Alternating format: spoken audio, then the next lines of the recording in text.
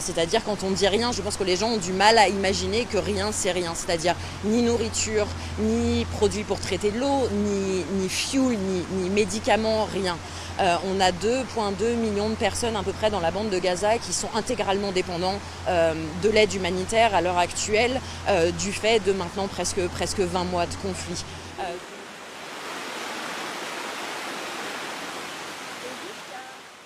Avec Israël, il y a beaucoup de leviers aujourd'hui qui sont entre les mains des dirigeants politiques internationaux pour mettre la pression, pour faire en sorte que ce ne soit plus tolérable. Aujourd'hui, il y a un génocide en cours et l'inaction politique devient une sorte de complicité de ce génocide. On ne peut pas dire qu'on ne savait pas, on ne peut pas dire qu'on ne voit pas ce qui se passe, on ne peut pas dire qu'on n'est pas au courant de l'ampleur des massacres qui ont lieu tous les jours, on ne peut pas dire qu'on n'est pas au courant des risques engendrés par cette situation de blocus humanitaire face à encore une fois, des centaines de milliers de personnes qui peuvent mourir du jour au lendemain. Donc les dirigeants politiques mondiaux doivent agir tout de suite et bien plus fort qu'ils ne le font jusque-là.